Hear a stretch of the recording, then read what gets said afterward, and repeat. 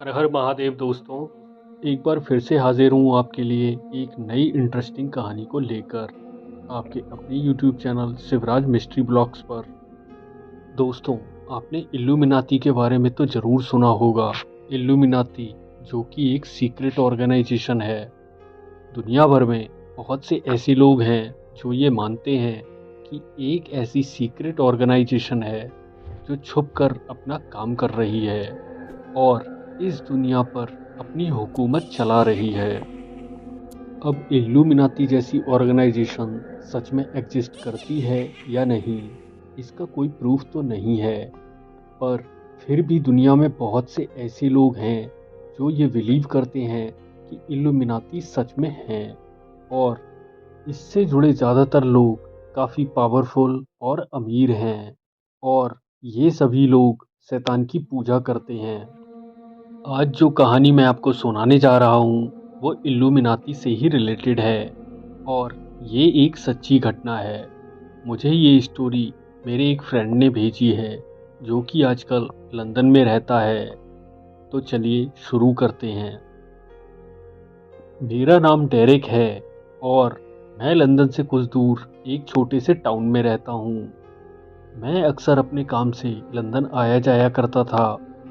London में मेरे एक अंकल भी रहते थे जो पहले तो हमारे ही टाउन में रहते थे, पर आज से करीब 10 साल पहले उनका परिवार लंदन में जाकर सेटल हो गया।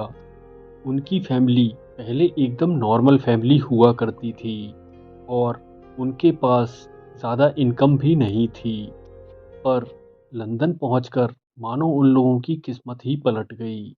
उनकी फैमिली ने एक बिजनेस स्टार्ट किया और कुछ ही सालों में वो लंदन के एक बड़े बिजनेसमैन और बेशुमार दौलत के मालिक बन गए। उनकी रातों रात ऐसी कौन सी लॉटरी लग गई थी, ये आज तक कोई नहीं समझ पाया। मैं काम के सिलसिले में अक्सर लंदन जाता रहता था। मैं एक दो बार अपने उन अंकल से मिलने भी गया था, पर पिछले कुछ सालों से मैं उनसे मिलने नहीं जा पाया। मुझे टाइम ही नहीं मिल पाता था। मैं बस लंदन जाता था और काम निपटा कर वापस लौट आता था। मेरा खुद का ग्रॉसरी स्टोर था, इसलिए मैं उसका सामान लेने लंदन जाता था। ऐसे ही एक बार मैं कुछ सामान लेकर लंदन से वापस लौट रहा था। मैं इस वक्त अपनी एक पुरानी कार में था जो कि सामान से बिल्कुल भरी हुई थी। शाम हो चली थी। मैं बस शहर से बाहर ही निकला था कि तभी मेरी गाड़ी खराब हो गई। कई बार कोशिश करने के बावजूद वो स्टार्ट नहीं हुई। मैंने उसका इंजन अच्छे से चेक किया, पर पता नहीं उसमें क्या खराबी हो गई थी। मुझे कोशिश करते करते रात हो गई। वहाँ दूर दूर तक कोई दुकान भी नहीं थी और ना ही कोई मैकेनिक। और जब मुझे और कुछ समझ नहीं आया तो थक हार कर मैंने आज रात अपने उन अंकल के यहाँ रुकने का फैसला किया। मैंने गाड़ी को धक्का देकर साइड में लगाया और गाड़ी को अच्छे से लॉक किया। फिर मैंने एक टैक्सी को हाथ दिया और टैक्सी को लेकर मैं अपने उन अंकल के घर पे पहुंचा। यहाँ उनका बहुत बड़ा बेंगलो था जिसमें उनका पूरा परिवार रहता था। जब मैं अंदर पहुंचा तो यूं अचानक मुझे आया देख अंकल और बाकी सब लोग सरप्राइज हो गए। मैंने उन्हें सारी बात बताई कि किस तरह अचानक मेरी गाड़ी खराब हो गई। तब अंकल ने मुझसे बोला, कोई बात नहीं बेटा, रात में यहीं आराम करो, सुबह मैं किसी को भेजकर तुम्हारी गाड़ी ठीक कराता हूँ। मैं उनके घर काफ़ी दिन बाद पहुंचा था। वो एक आलीशान बंगलो में रह रहे थे। उनके दो बेटे और दो बेटियां थीं। सभी की शादी हो चुकी थी और ये सब लोग यहाँ आसपास में ही रहते थे।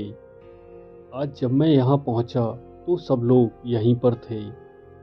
पता नहीं क्यों, पर मुझे ऐसा लगा जैसे मुझे देखकर वो सब लोग थोड़ा सरप्राइज हो गए थे। पर थोड़ी देर बाद हमेशा की तरह सब लोग मुझसे अच्छे से पेश आए और सब लोगों ने मुझसे ढेर सारी बातें भी की। सबसे मिलने के बाद और खाना खा पी कर सब लोग अपने अपने रूम में सोने चले गए। मुझे अंकल ने गेस्ट रूम में रुकने को बोला था, जो कि फर्स्ट फ्लोर पे बना था। मैं गेस्ट रूम में सोने चला गया। यहाँ अंकल का बेटा रोजर भी मेरे साथ था। साथ में एक अंकल और भी थे जिन्हें मैं नहीं जानता था। गेस्ट रूम काफ़ी बड़ा था, इसलिए हम सब लोग अपने अपने बिस्तर पर सो गए। मुझे याद है रात के लगभग 11 बज रहे होंगे जब मैं सोया था और वो लोग भी सो गए थे। देर रात अचानक किसी आहट से मेरी नींद खुल गई। मैंने उठकर रूम में देखा तो वहाँ कोई नहीं था, ना तो रोज़र और ना ही वो अंकल।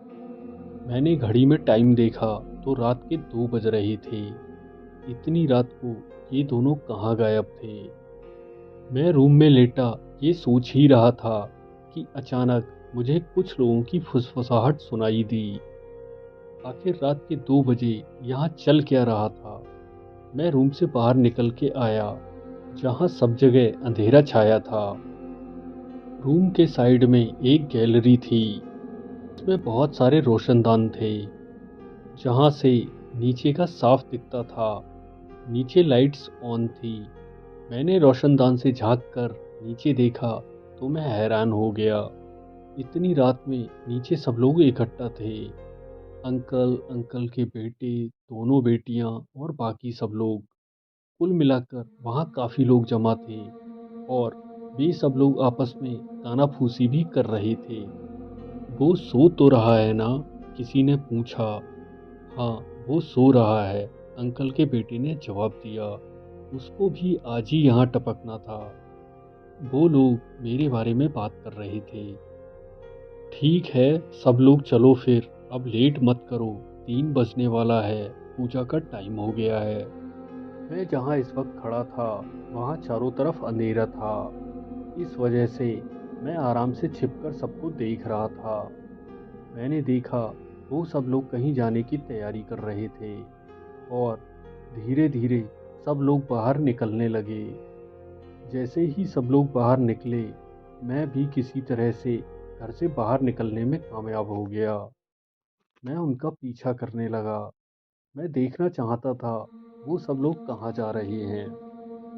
आखिर इतनी रात में ये सब इकट्ठा होकर कौन सी पूजा करने जा रहे थे। चलते चलते सब लोग कब्रिस्तान के पास पहुँचे। कब्रिस्तान से होते हुए ये लोग दूसरे छोर पर बनी एक पुरानी खंडरनुमा बिल्डिंग के पास पहुँचे। जब सब लोग उस बिल्डिंग के अंदर चले गए, उसके बाद मैं भी छुपते छुपाते बिल्डिंग के अंदर दाखिल हुआ। अंदर का नज़ारा देखकर मैं हैरान हो गया। ये एक बड़ा सा हॉल था जिसमें एक बड़ी सी शैतान की मूर्ति लगी हुई थी। मूर्ति काफ़ी भयानक थी और मूर्ति के चारों तरफ ज़मीन पर अजीब सी डिज़ाइन बनी हुई थी और मूर्ति के पैरों से कुछ दूर कुछ मर्तबान भी रखे थे। ये सब लोग इकट्ठा होकर अब शैतान की पूजा करने वाले थे। ये सब लोग काफ़ी अमीर थे और शहर की जानी मानी हस्तियों में से एक थे। इन लोगों ने अपनी पूजा स्टार्ट कर दी।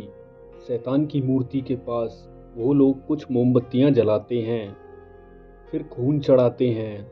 वो खून इंसान का था या जानवर का, ये पता नहीं।